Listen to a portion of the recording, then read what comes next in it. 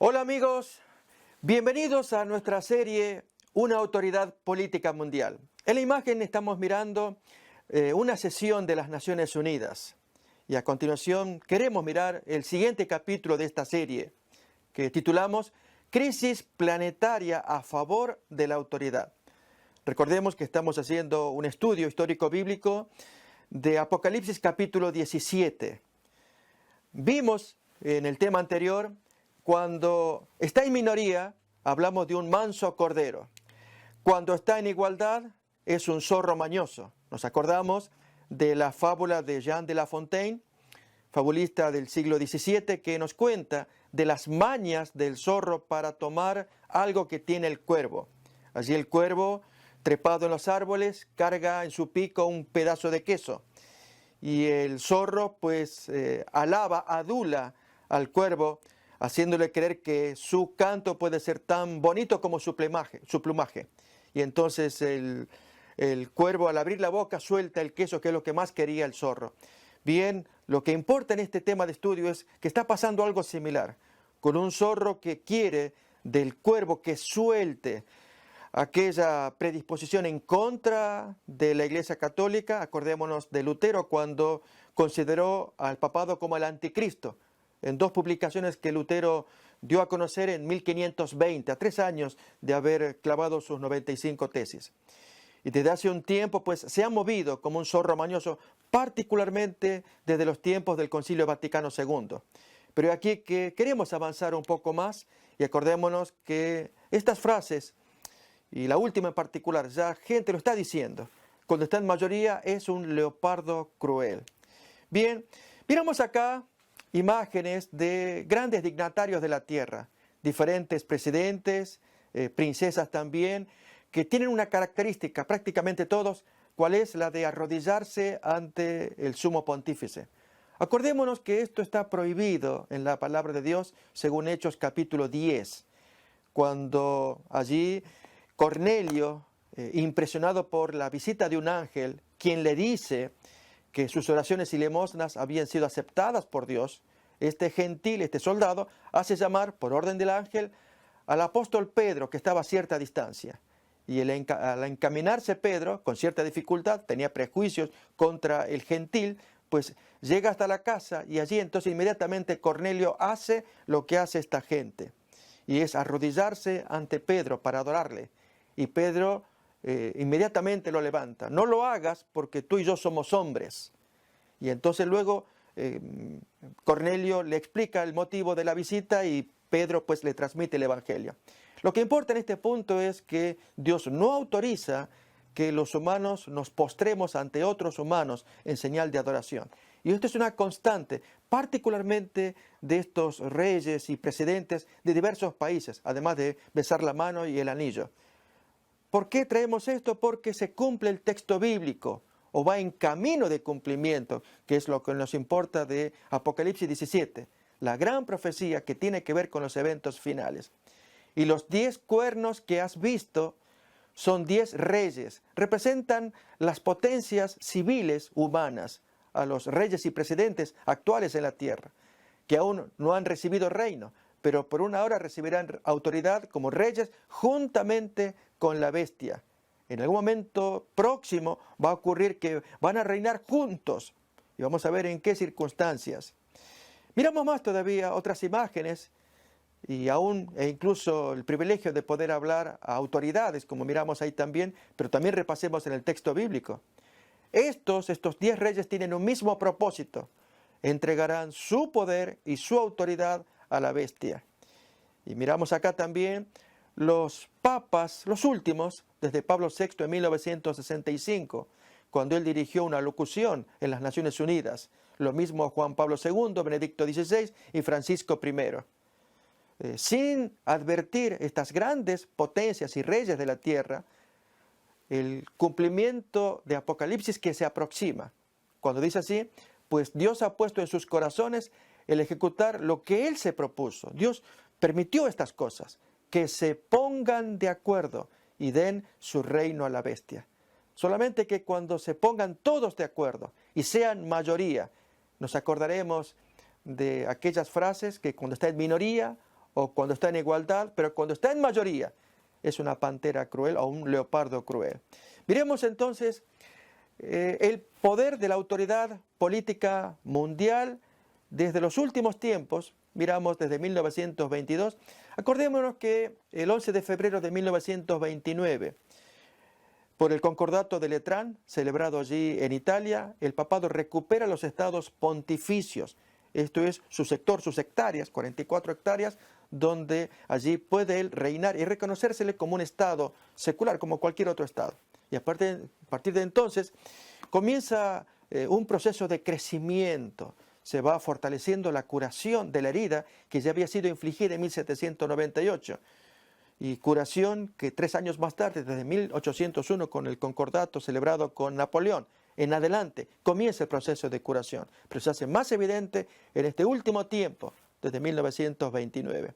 Pero hay aquí que de los papas que aparecen allí, Pío XI, Pío XII, Juan XXIII, Pablo VI, Juan Pablo I, que duró apenas 33 días de pontificado, Juan Pablo II, Benedicto XVI y el actual Papa Francisco I, queremos señalar los principales aportes de ellos, especialmente de los últimos. Recordemos las encíclicas Paz en la Tierra de Juan XXIII. Allí con Pablo VI, él tuvo varias encíclicas, pero fue conocido porque dio el cierre al Concilio Vaticano II. Con Juan Pablo I hay un interrogante. Su tan corto pontificado despertó sospechas y efectivamente David Jalop publicó este libro que miramos allí, En el nombre de Dios, o Por voluntad de Dios, en forma de pregunta, aparece también en español, donde el autor, que fue un sagaz investigador en otros casos y contratado por cierto personal del Vaticano que él quiso mantener en el anonimato, pues en ese libro denuncia que Juan Pablo I sufrió un atentado contra su vida, solamente que nunca se supo quién podía ser. Él señala a 6 sospechosos, 3 civiles y 3 religiosos, debido a que al haber fallecido en apenas 33 días de pontificado, las puertas del Vaticano se cerraron y nunca se supo qué es lo que pasó con este hombre. Pero entonces la denuncia está presente allí en la lectura de ese libro. Ahí lo tenemos, en español también se llama Por voluntad de Dios. Pero miremos a los otros papas con sus principales aportes.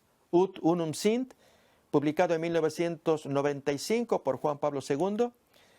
Caritas in Veritate, son documentos que vamos a analizar ahora a continuación, de Benedicto XVI, publicado en el 2009, y especialmente Laudato Si, publicado en el 2015 por Francisco I. Son documentos sumamente reveladores acerca de la intención de una autoridad política mundial. La agenda o el plan que se trae allí es claro, nada se esconde acá, sino al leer los materiales ver qué es lo que se propone, para que todos sepamos lo que se trae, pero también a la luz de la profecía bíblica. Y esto es muy importante, porque no podemos afirmar nada si no nos guiamos por la palabra de Dios, que es la segura palabra profética. Así lo expresa la carta de Pedro. Bien, miremos aquí entonces, en imagen más grande, estos aportes importantes. Paz en la tierra, Ut Unum Sint, y Caritas in Veritate, que vamos a analizar en esta sesión. El texto bíblico nos dice, y hacía que a todos, pequeños y grandes, ricos y pobres, libres y esclavos, se les pusiese una marca en la mano derecha o en la frente. Este es un texto de Apocalipsis capítulo 13, que nos cuenta, ese capítulo, de la aparición de 2 nuevos poderes, fuera del primero revelado en el capítulo 12.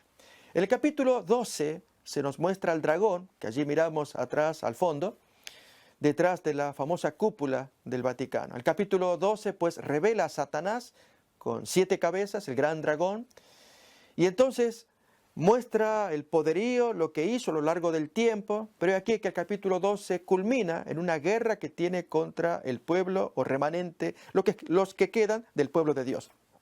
Y allí dice que se caracterizan porque guardan los mandamientos de Dios y tienen el testimonio de Jesucristo. Vemos que Apocalipsis 12 revela la lucha de siglos entre Satanás contra el pueblo de Dios y especialmente el último reducto que queda, que se caracteriza otra vez porque guardan los mandamientos de Dios. En el capítulo 13 aparecen dos nuevas bestias que miramos allí en la imagen. La primera, que tiene forma de leopardo, una bestia marítima, también con 7 cabezas y 10 cuernos, patas de oso y boca de león. Una bestia extraña, rara, pero que reúne las características de todas las bestias que están reveladas en Daniel capítulo 7. De modo que es tan importante estudiar ambos libros para tratar de detectar el significado de los símbolos. Bien, lo cierto es que esta bestia marítima, es decir, que surge del agua y que se mueve allí en andanzas, sufre una herida mortal. Pero aquí que se recupera y entonces la alabanza, la alegría y el saludo universal que festejan a esta bestia. Pero el texto dice, todos aquellos que la adoraron no estaban escritos en el libro de la vida del Cordero. Todo esto es capítulo 13. Pero aquí que aparece a continuación una siguiente bestia que miramos allí, que es una bestia que tiene forma de cordero, es decir, tiene cuernos de cordero, pero habla como dragón. Una bestia extraña también, porque aparenta un comportamiento.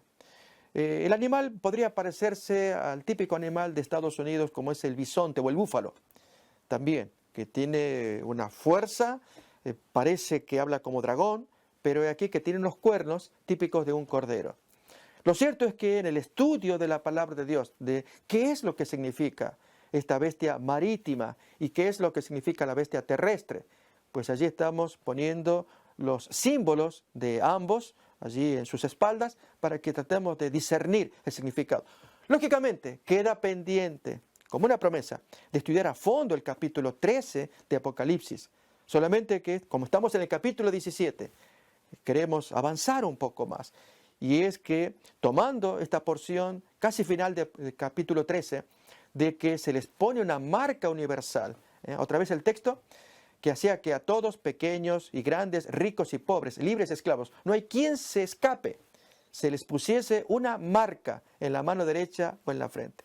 Pues lo que más quizás nos importa es discernir cuál es esa marca, en qué consiste la marca. Bien, hay autores que publican material al respecto, que uno puede mirar en internet, solamente que se corre el riesgo de verse despistado, desorientado. Miremos el caso acá de esta autora, Mary Stuart Relfe. Ella publicó un libro que se llama Cuando el dinero falla, publicado por la editorial CLIE, conocida editorial, de esa fecha, 1985. Ella afirma que el 666, relacionado con la bestia marítima, es el código de barras. Y entonces ya uno diría, nos llevó por otra línea de interpretación. Identificatorio de los productos de consumo y eventualmente de las personas esclavizadas con ello cuando lleguen a ser marcadas por la bestia de Apocalipsis 13. Los ejemplos que siguen, irrelevantes, en verdad, por los varios ejemplos que va a dar la autora. Pero con ello queremos decir que hay de estudiosos, como el caso de esta señora, el interés de poner a la gente lo que entienden que es el 666. Si esta dama supone que el 666 es el código de barras, que efectivamente es correcto, en los productos de consumo aparece esos códigos que estamos mirando allí, y se supone que ello muestra que la marca se impone a los que están esclavizados por el estilo de vida capitalista, consumista. La pregunta ¿es así? Miremos más todavía. Hay otros investigadores que proponen unas matemáticas divinas o teomática, que hacen del abecedario inglés un listado de múltiplos de 6. Esto es, la A equivale a 6, la B, la siguiente letra, equivale a un múltiplo de 6. Esto es 12. La C, la siguiente letra del abecedario, equivale al siguiente múltiplo de 6. O sea, 6 por 1, 6 por 2, 6 por 3, sucesivamente. Y llegan, miren, a estas conclusiones. Por ejemplo, que Kissinger, Henry Kissinger, que fue un extraordinario diplomático pacifista del siglo XX, es un prototipo de un magnífico negociador, como el anticristo. Y es razonable porque el anticristo tiene esas características que ya miraremos más adelante para que quede claro quien interpretamos que es el anticristo. En inglés, la palabra computer, computadora en español, con la que se pueden rastrear y controlar a los marcados, como la supercomputadora de Bruselas, Bélgica, llamada la bestia también. O en inglés, cablevisión, televisión por cable, instrumento por el que la bestia corrompe la moral de los individuos y sus hogares. O aún en latín, Ernesto Reginaldo Hull. Este es un reverendo católico quien deletrea su propio nombre y responde a un lector en un periódico católico, nuestro visitante dominical en español. Y entonces él ironiza con el título Vicarius Filii Dei, que fue la propuesta de hace unos siglos atrás, que aparentemente estaba inscrito en la mitra del Papa, solo que este señor, él rechaza diciendo que en la tierra no hay nada escrito. E hizo un juego de palabras, porque lo que se preguntó era si en la mitra estaba, y que hay documentos que muestran que lo estaba allí, pero luego desapareció, que hubiera esa expresión Vicarius Filii Dei en latín, que significa vicario del Hijo de Dios, y que en latín da 666. Pero este señor usa su propio nombre para decir Ernestus Reginaldus Hull, que también da 666. Esto es que a cualquiera le puede dar el número 666, como incluso hasta la misma Elena White. En latín, Ellen Gould White, Elena White, que es una importante escritora en el mundo de los adventistas, solamente que aquí hay una mala voluntad. Y es que la palabra en latín es Elena con H, no Ellen en inglés, para poder sacar el 666. El punto es, no tanto si a quién representa el 666, sino es el corolario, la parte final, como la fresa en un pastel, de tantas cosas que se van revelando que haría esa potencia. Y entonces Dios da la última señal, allí el 666, para que se lo pueda identificar. Pero como mucho se discute sobre qué representaría el 666, más interesa ver cómo se cumplen. Y allí es el estudio que, reiteramos, lo haremos en otra serie sobre Apocalipsis capítulo 13. Pero lo que importa acá es que esta marca de autoridad que se quiere imponer, ya vamos a descubrir qué es, está en el mismo texto bíblico. Es decir, en el texto de Apocalipsis, ahí aparece qué representaría la marca que se le pone a la gente en la mano derecha o en la frente de todo el planeta, a excepción de aquellos que se resisten. Para ello vamos a guiarnos por una ayuda, de modo que la podamos leer bien fácil, y que entonces al mirarlo en el texto bíblico será tan evidente. Acordémonos de este texto que es una guía que da la palabra de Dios. En 2 de Crónicas capítulo 20, allí Josafat, en medio de una guerra inminente, preparando a su pueblo en oración, el rey Josafat del reino de Judá, él es interrumpido por un laico, diríamos hoy, un miembro allí del gentío, y comienza a dar palabras con voz profética para confianza del rey Josafat y aún de la población por el inminente ataque de los enemigos. Y Josafat entonces, creyendo esa voz, él pronuncia estas palabras. Le dice a la gente: creed en Jehová vuestro Dios y estaréis seguros. Creed a sus profetas y seréis prosperados. Y allí este hombre, este individuo que aparece, él no tiene el don de profecía, sino que en ese momento él habla para poder comunicar la voz de Dios, un mensaje de Dios, y el rey Josafat lo toma como voz profética. Por eso él se expresa así: creed a sus profetas. Pero miremos entonces, estos profetas reaparecen también en Apocalipsis, en esta expresión del ángel acompañante de Juan que le da las visiones, y quien llama profetas a sus compañeros de servicio, compañeros tanto de Juan, que serán compañeros del ángel, que carguen consigo el espíritu de la profecía.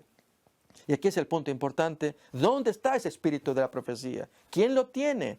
¿Cómo podemos saber que si está allí podemos confiar en él?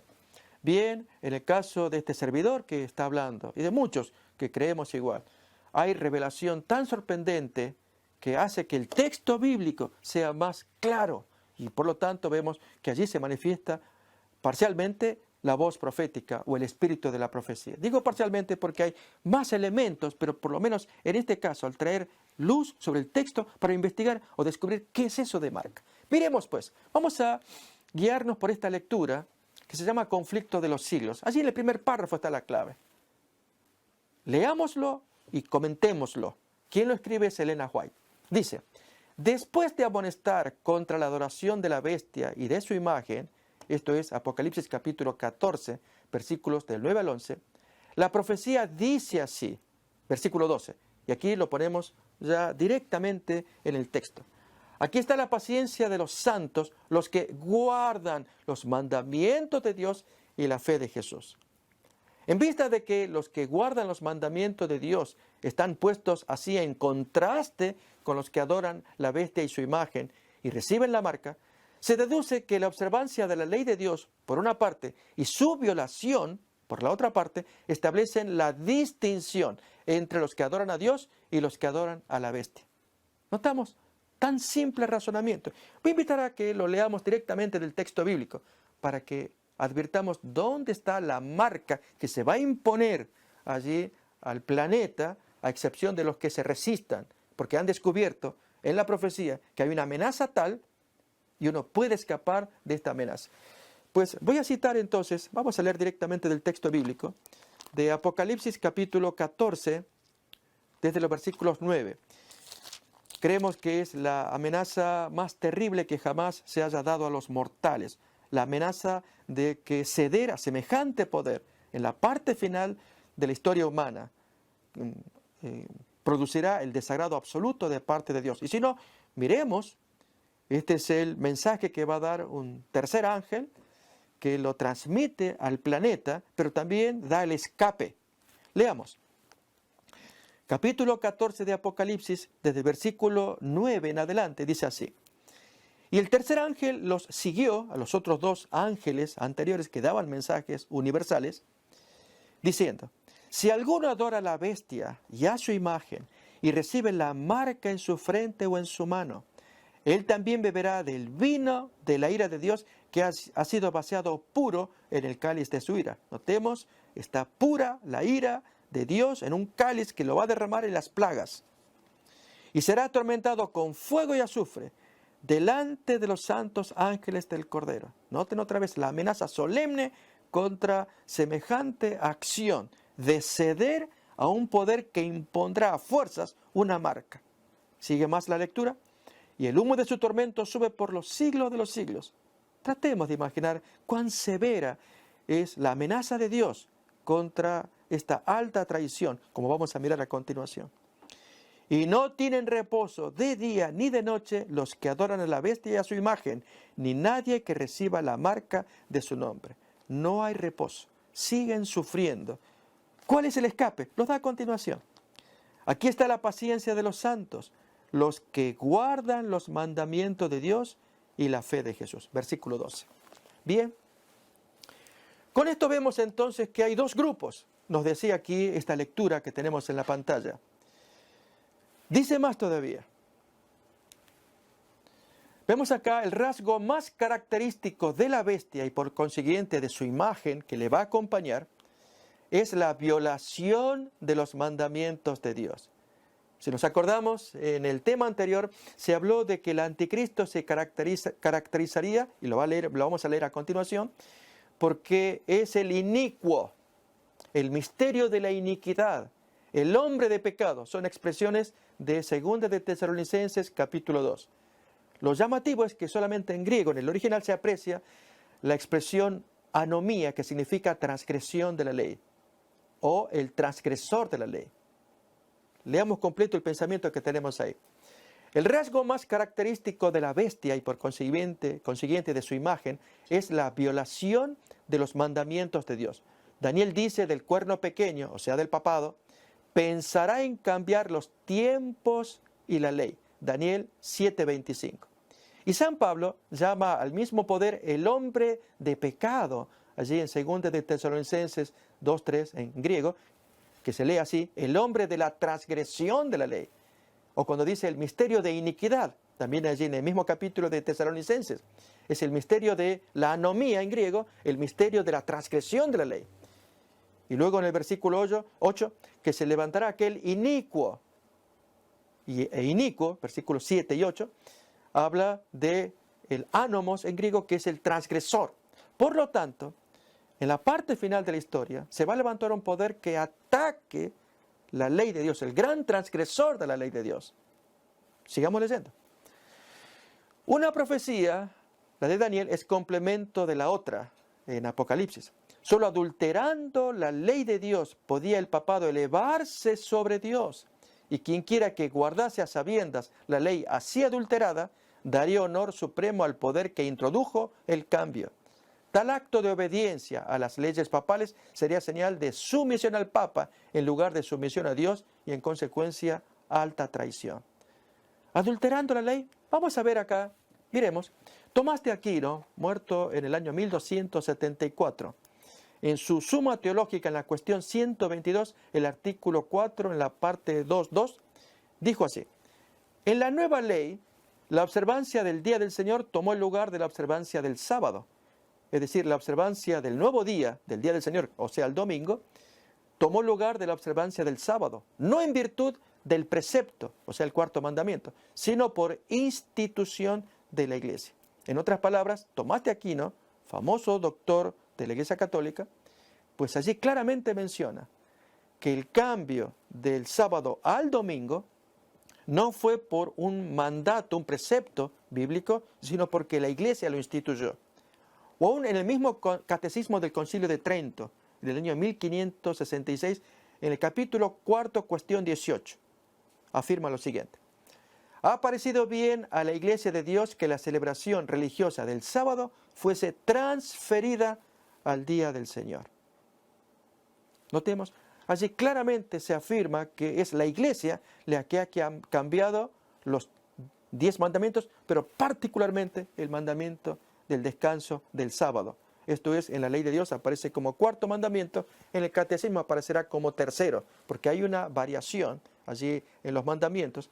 Esto es, se ha suprimido un mandamiento por completo, cual es el segundo mandamiento de Éxodo, del Decálogo, en el que Dios prohíbe adorar imágenes. En el catecismo se lo ha sustituido, se lo ha anulado, de modo que quedamos con 9 mandamientos. Y para poder compensar allí la falta, el 10º se partió en 2. Y allí tenemos otra vez los 10 mandamientos, pero con un mandamiento suprimido, que es el segundo, que habla de las imágenes. Dios está en contra de adorar imágenes. Y un cambio que hay en el mandamiento del tiempo sagrado, que aquí dice que descanse en el 7º día de la semana, sábado, pero aquí guardar las fiestas de guardar, y entonces allí aparece el domingo como otros días festivos católicos. Notemos aquí una expresión que vamos a leer a continuación. A la protesta de Spira, escribe otra vez Elena White, en su Conflicto de los Siglos, página 224, y a la confesión de Augsburgo en particular, queremos señalar esto, que marcaron el triunfo de la Reforma en Alemania. Siguieron años de conflicto y obscuridad. La protesta de Spira habla de la victoria que tuvieron los príncipes protestantes de Alemania contra Carlos V, emperador alemán, quien a fuerzas ordenaba que todos los príncipes o gobernadores de los distritos de Alemania, ellos se sometieran a la religión católica. Y los príncipes alemanes, ahora abrazando la fe luterana, se resistieron contra el emperador, se resistieron a la autoridad civil por su conciencia. Y también la otra victoria en Spira fue su resistencia a la imposición del dogma católico, que dejaran la Biblia de lado y creyeran lo que el magíster católico enseñaba, esto es el Papa. En consecuencia, allí en Spira se obtuvieron 2 grandes victorias por parte de estos príncipes alemanes. Era su resistencia a la autoridad civil y su resistencia a la autoridad eclesiástica. Aquí ellos no iban a permitir que la autoridad civil se impusiera sobre su conciencia para adoptar la religión popular, sino la que ellos creían leyendo la Biblia. Y por otro lado, su resistencia a la Iglesia Católica, al papado, que imponía que se sometieran y ellos aceptaban la sola palabra. es decir, la resistencia al poder civil y al poder religioso. Bueno, esta fue la victoria de Spira, o se le llama la protesta de Spira. Pero la Confesión de Augsburgo, que estamos leyendo a continuación, allí participó Lutero. Fíjense en Lutero lo que va a decir a continuación. La presión que tuvo de parte de los líderes católicos para guardar el domingo. Lutero nunca aceptó el domingo. Pero noten, leemos acá, en la famosa Confesión de Augsburgo del año 1530, Lutero declaró así, en el artículo 28. Ellos, los católicos, alegan que el sábado ha sido cambiado por el domingo, aparentemente en contra del decálogo. No hay un ejemplo al que se refieran más a menudo que al cambio del día de reposo. Y dicen, grande es el poder de la Iglesia, puesto que ha anulado uno de los 10 mandamientos. ¿Cuál era el argumento? Desde 1517 en adelante, recordemos, Lutero cuando clavó las 95 tesis de protesta contra la venta de indulgencias. 1520 cuando él denuncia al Papa como el anticristo. Y así por años, hasta 1530, Lutero tuvo la siguiente presión. Y es que no aceptaban los líderes católicos que este antiguo miembro católico practicara algo que era típico católico el domingo y no se sometiera a él. El argumento de Lutero es que, dice ahí el texto, no hay un ejemplo al cual se refieren con más frecuencia. Es decir, si tú, Lutero, te apartas de la madre Iglesia Católica, pero sigues guardando el domingo que es patrimonio católico, ¿cómo tú protestas contra tu madre? Sométete a ella, o si no, abandona esa práctica que es típica católica y guarda tu sábado o tu otro día.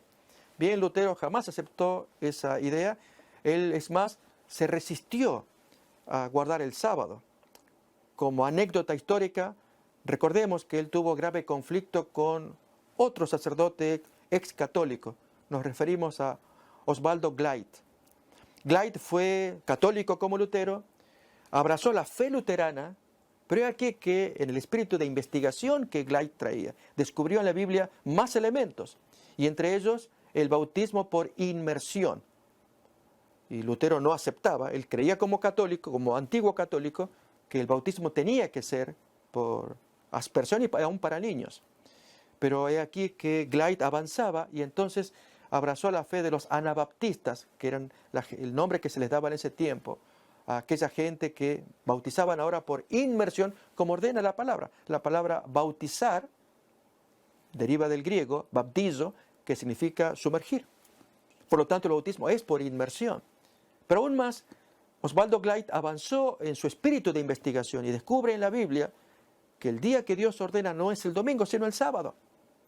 Y traba contacto con los sabatarianos, que guardaban el sábado, y él se hace miembro también de ellos. A lo que Lutero replica que ese hereje debería ser ahogado en el diluvio, profecía que se cumplió cuando los enemigos de Osvaldo Gleit lo hundieron, lo mataron, sumergiéndolo en el diluvio.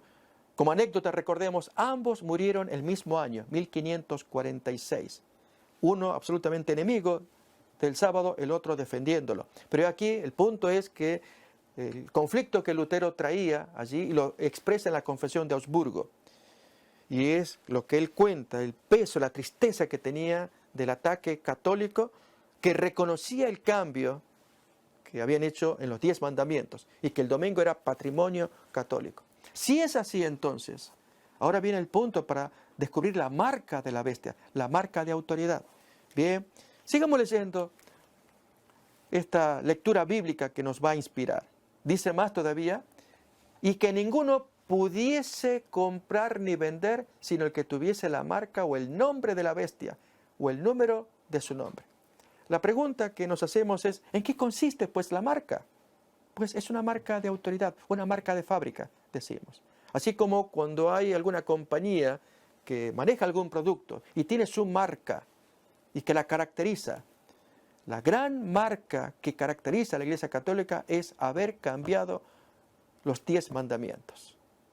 Y si bien al explicar los 10 mandamientos según el Catecismo, de acuerdo a Éxodo capítulo 20 en la Biblia, y allí hay los intentos de decir que aquí se aproxima, esto es aquí se ha mejorado, aquí allá, como el caso de las estatuas. Allí claramente Dios prohíbe que se adoren estatuas, pero aquí que se las ingenian para decirlo de otra manera, donde aparece contundentemente el cambio, es lo que Daniel 7:25 ya lo predecía. Pensaré en cambiar los tiempos y la ley. También se puede traducir el texto, pensaré en cambiar los tiempos de la ley. Y el único mandamiento que trae tiempo sagrado, es el cuarto mandamiento, el descanso del sábado. En consecuencia, la marca de autoridad católica es haber impuesto un nuevo día en contra del mandamiento del sábado. Esto es, haber impuesto el domingo. Y que nadie pueda comprar ni vender. ¿Será posible que se cumpla esta profecía? Miremos a continuación que la pregunta que la misma María Virgen se lo hizo al ángel Gabriel. ¿Cómo puede ser esto? Recuerden cuando el ángel Gabriel le dijo que iba a gestar un ser por parte del Espíritu Santo. Pero ¿cómo puede ser esto si no hay concurso humano? Vamos a mirar profecías del Antiguo Testamento y cómo pudo haber sido. Miremos con el título que pusimos, ejemplos del instrumento o vehículo, ya sea político, económico, militar, para hacer cumplir la profecía. Por ejemplo, hay profecías, la liberación israelita de la esclavitud egipcia. Esto aparece en Éxodo capítulo 7, ahí están los versículos. U otra profecía, la fractura del reino davídico. También se profetizó. Hay un diálogo entre el profeta Ahías con Jeroboam, llamado Jeroboam I. Entonces ya se venía una fractura y se profetizó. O aún la caída del rey Acab y perros lamiendo su sangre, cuando en 1 de Reyes capítulo 21 se manifiesta esto, de que Elías le profetiza al rey cómo sería su final, y especialmente que los perros lamerían su sangre y que se cumplió históricamente. O aún el exterminio de la casa de Acab también se profetizó y ahí aparece su cumplimiento. O la profecía del nacimiento del Mesías en Belén, que lo traía Miqueas capítulo 5. ¿Cómo se podía cumplir esto? Esa es la pregunta. Si esto se pudo en la antigüedad, ¿cómo no se podrá con una profecía que se dice allí? Se impondrá una marca y no podrán comprar ni vender a menos que tengan la marca. Qué importante es estudiar estas cosas, discernirlas, para que cuando venga el cumplimiento le hagamos frente para preservación eterna de nuestra alma. Miremos entonces, en el caso del primer ejemplo, el instrumento fueron los juicios de Dios. Si el israelita preguntaba, ¿pero cómo podremos liberarnos de la esclavitud egipcia? Recordemos que ellos sufrieron muchísimo la humillación de parte de sus esclavizadores, que a punta de látigo hacían trabajar, producir la paja, el ladrillo, y entonces levantar allí las construcciones. Pero ¿dónde va a aparecer la liberación? ¿Cómo se producirá? Dios traía sus planes mediante las plagas, que eran los azotes divinos, y ahí aparecen los textos que lo prueban. Y la imagen quizás que nos lo puede recordar, las plagas de Egipto. Dios sabía cómo hacerlo, pero esperaba fe de parte de sus hijos, que la profecía que se había dicho se iba a cumplir. O aún la fractura del reino davídico. ¿Cómo fue? Por medio del incremento de impuestos por parte del gobierno de Roboam. O sea, abuso económico. Ahí está el texto también. Y entonces, si nos acordamos la acción que hizo Roboam, estos son los dedos de mi padre, que les dio tales impuestos. Fíjense, este es el menor, el dedo menor, y sin embargo es más que todos los que... Miren lo que les viene ahora. Fue lo que quiso decir allí en la imagen. Si este es mi gobierno, con los impuestos de mi padre, ¿qué será lo que se les viene ahora? Bien, y se cumplió la profecía, se partió el reino davídico. O aún la caída del rey Acab y los perros lamiendo su sangre. ¿Cuál fue el instrumento? ¿Cómo se cumplió? Una flecha perdida al azar ya había sido previsto por Dios. Y así fue como perdió la vida Acab. O el exterminio de la casa regia de Acab. El vehículo fue Jehú, oficial del ejército de Acab, una rebelión militar, que miramos aquí, él fue ungido para atacar y destruir a Acab. O el nacimiento del Mesías en Belén. Fue por medio de un empadronamiento por orden del emperador. Y al cumplirse esto, pues allí, en cada una de las profecías, vemos que Dios lo que profetizó, lo cumplió. No hará lo mismo para la última gran profecía de la marca de la bestia y que no podrán comprar ni vender. Pues voy a invitarles a que miremos la profecía y un posible cumplimiento. O por lo menos veamos que los fundamentos están dados para que se cumpla la profecía. El texto primeramente decía: Dios ha puesto en sus corazones que ejecuten lo que Él quiso, lo que Él se propuso, que se pongan de acuerdo y den su reino a la bestia. ¿Cómo pueden ponerse de acuerdo? Bien, recordémonos más que el texto nos dice que nadie podrá comprar ni vender, sino el que tuviese la marca o el nombre de la bestia o el número de su nombre. Nuevamente la pregunta, ¿verdad? ¿Cómo será esto? Es la pregunta que todos nos podríamos hacer. ¿Y qué discernimiento es necesario en todos los expositores para poder hilar fino y ver por dónde nos lleva la profecía y los cumplimientos históricos que vamos contemplando y que se van verificando? Nos va a ayudar esta carta encíclica de Benedicto XVI, lanzada el 29 de junio del año 2009. Allí, en el párrafo 67, aparece algo que ya miramos en el estudio anterior, pero queremos subrayar a continuación, especialmente lo que está en azul.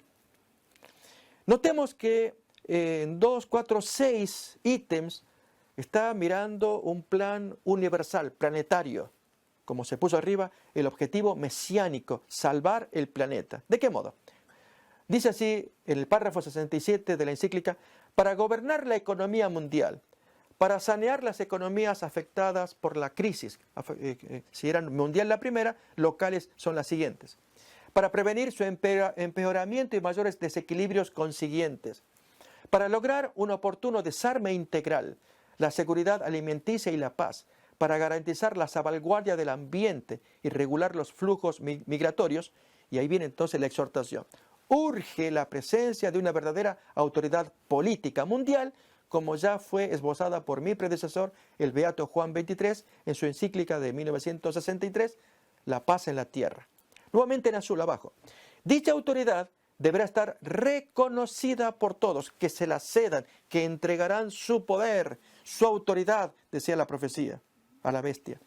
Gozar de poder efectivo para garantizar a cada uno la seguridad, el cumplimiento de la justicia y el respeto de los derechos.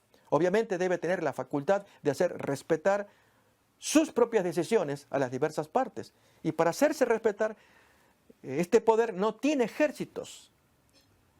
No vamos a considerar la Guardia Suiza como un ejército para poder imponer su voluntad. No, todos tienen que concederle esa facultad de que cuando él hable, le hagan caso, aunque no tenga un ejército de por medio. Acordémonos lo que hizo Gregorio VII, Papa, contra Enrique IV, allí en el año 1075, que cuando Enrique IV avanzaba con sus ejércitos, o quería hacerlo contra Roma, desde Alemania, Gregorio VII con un dedo frenó toda situación. Nos acordamos de esa historia, la querella de las investiduras. Con el dedo excomulgaba allí a todo aquel que se sometiera a este emperador rebelde contra el sistema católico. Bien, acá lo mismo es que cuando el sistema papal hable, todos tengan que aceptarle, aunque no tenga él el poderío humano, ejércitos, para hacer imponer su voluntad. Bien, el asunto es ahora cómo estas cosas se pueden cumplir. Vamos a mirar aquí en los 4 puntos ahí puestos en rojo, C, D, E, F, cómo los gobiernos seculares están luchando, hablamos de la ONU, la Organización de las Naciones Unidas, para lograr el desarme integral, la seguridad alimenticia y la paz, la salvaguardia del ambiente, los flujos migratorios, que van y no lo logran. Para luego entonces mirar en el primer punto la economía mundial y a ver qué aporte puede hacer allí el papado. Miremos entonces, la ONU llama al desarme nuclear. Esto salió publicado en el 2009. El Consejo de Seguridad de la ONU, revivido desde que Estados Unidos vuelve a confiar en su papel, aprobó ayer por unanimidad una histórica resolución que por primera vez compromete a la comunidad internacional a buscar un mundo más seguro para todos y crear las condiciones para un mundo sin armas nucleares. Esto piden las naciones. ¿Se puede cumplir? No, lógicamente, pensemos que cada nación, actualmente con Corea del Norte, su amenaza de bombas nucleares aún contra Estados Unidos, por más que las naciones quieran hacerlo, no lo logran, no pueden hacerlo. ¿Haría falta una autoridad política mundial para poder zanjar este problema? Ese es el planteo que estamos escuchando. O aún más, Con respecto a la seguridad alimenticia y la paz, dice allí, la Organización de las Naciones Unidas para la Alimentación y la Agricultura, mundialmente conocida como FAO, por sus siglas en inglés, Alimento y Organización de Agricultura, es un organismo especializado de la ONU que dirige las actividades internacionales encaminadas a erradicar el hambre. Actúa como un foro neutral donde todas las naciones se reúnen como iguales para negociar acuerdos y debatir política, para ayudar a la gente que está con hambre, a los países más necesitados. ¿Podrán lograr entonces que estas Naciones Unidas cumplan los propósitos de la FAO que aparece allí? Tampoco. Por más buena intención, no se puede porque hay mucha, no solamente diversidad, hay mucha malicia también interna en estos líderes políticos. ¿Pero alguien puede ayudar? ¿La autoridad política mundial para ayudar en esta área? O miremos otra área, para garantizar la salvaguardia del ambiente. Gran problema del cambio climatológico. En la conferencia de las Naciones Unidas sobre el cambio climático de Copenhague, Dinamarca, esto es en diciembre del 2009, se firmó el famoso acuerdo de Copenhague.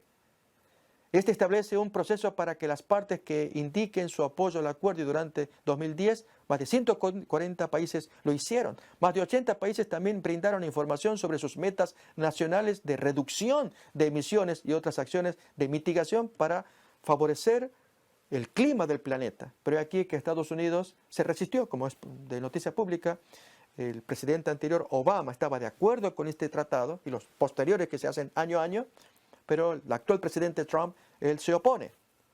Y entonces, ¿será que las Naciones Unidas lograrán salvaguardar el ambiente o hace falta una autoridad política mundial que lo imponga? O aún con los flujos migratorios. Este es un flagelo, muy triste por cierto, multitud de gente, especialmente desde el Asia, que se trasladan, o aún de África a Europa y aún aquí en estas zonas del continente americano. En el 2005, las migraciones en un mundo interdependiente, nuevas orientaciones para actuar. Esto lo hace la Comisión Mundial sobre las Migraciones Internacionales. Lo mismo en el 2006 y así sucesivamente, una década de debate. Allí por una comisión de las Naciones Unidas, ACNUR. Pero como no lo logran solucionar, hará falta la presencia de una autoridad política mundial que zanje el tema. Sigue en pie todavía la pregunta. Pero entonces estudiamos los otros postulados que trae la carta de Benedicto XVI.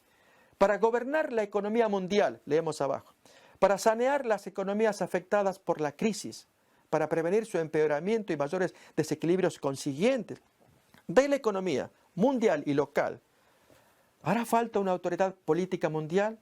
Bien, miren esta noticia interesante publicada en septiembre del año 2011.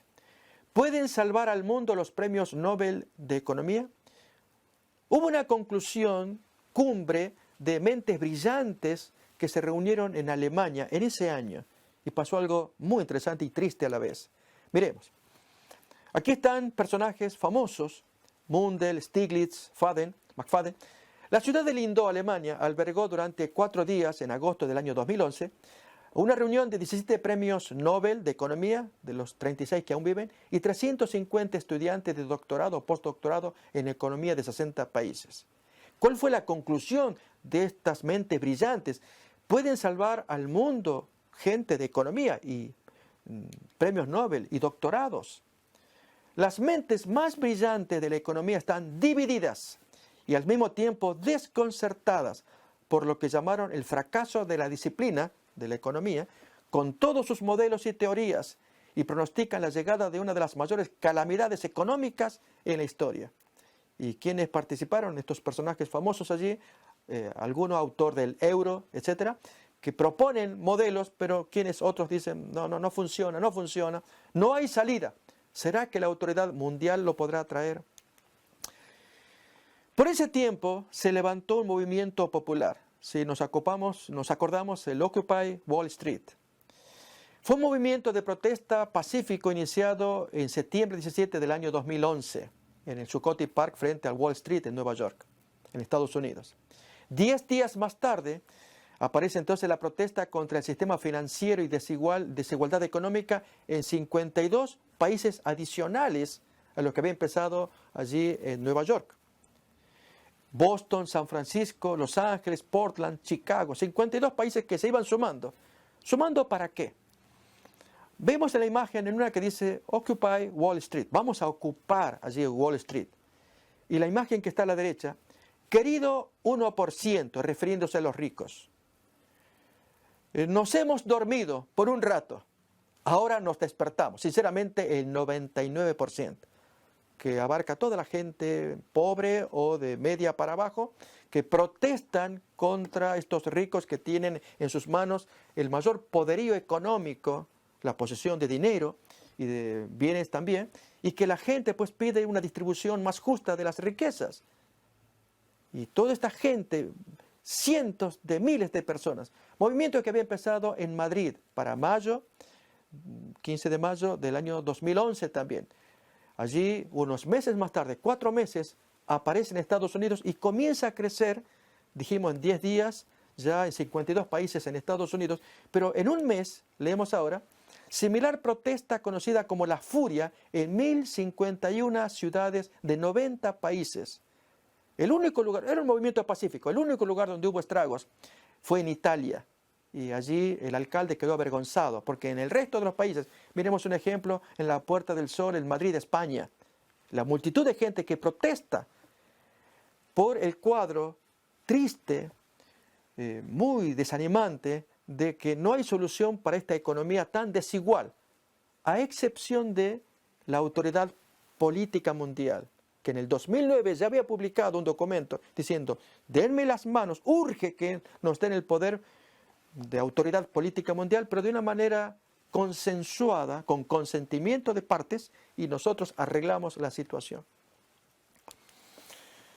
Aún más, en octubre 19, poco antes de que apareciera algo importante que vamos a mirar, Bill O'Reilly publica estos números astronómicos de la deuda americana. Es tremendo, no alcanza el tiempo para leer ahora, pero es aquí que él se considera a sí mismo como lo que ocurrió en el año 1775 en Lexington, de Paul Revere, que él advirtió, como vemos ahí a caballo, para decirle a toda la gente que se armara contra la invasión inglesa o invasión británica.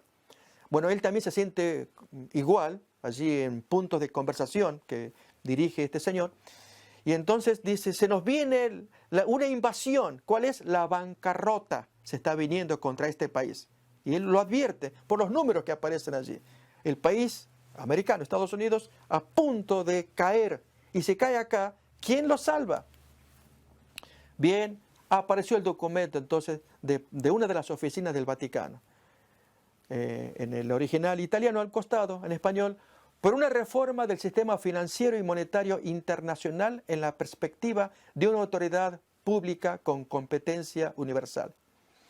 Esto es, el Consejo Pontificio de la Justicia y Paz ha propuesto la creación de una autoridad pública mundial para la reforma del sistema financiero frente a los comportamientos egoístas, avidez colectiva y acaparamiento de bienes a gran escala. Se trata de una autoridad planetaria que no puede ser impuesta por la fuerza. El documento denuncia que está en juego el bien común y el futuro mismo de la humanidad. Nuevamente publicado allí en octubre 24 del año 2011.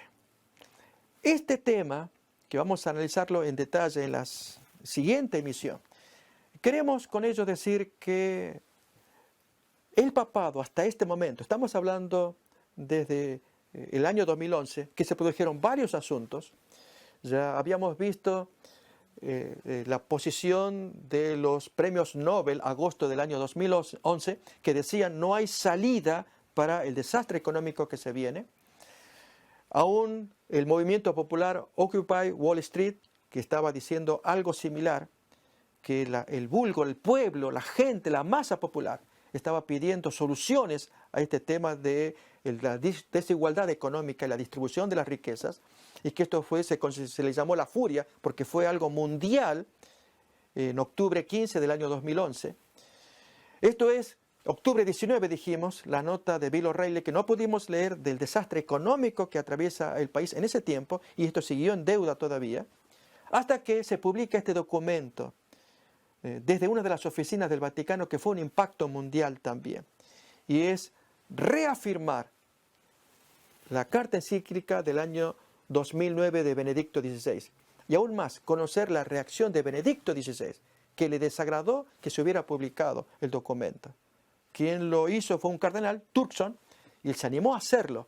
Todos estos detalles los vamos a estudiar en la siguiente emisión, para mostrar lo siguiente. Y es que hacía falta para el cumplimiento de la profecía que se avanzara más claramente en los términos de reconocer que hace falta una autoridad política mundial. Si es así, las naciones le cederían allí la autoridad y el poder para que esta autoridad haga lo que la profecía ya había señalado, que impondría una marca universal, pero que pocos se resistirían, o si se resisten lo harían con grave riesgo. Queridos amigos, gracias por acompañarnos en esta primera emisión de este capítulo 3, primera parte, Crisis planetaria a favor de la autoridad, tema que completaremos en la siguiente emisión. Esperamos que agrade conocer estas cosas y hasta el siguiente tema, que Dios los bendiga.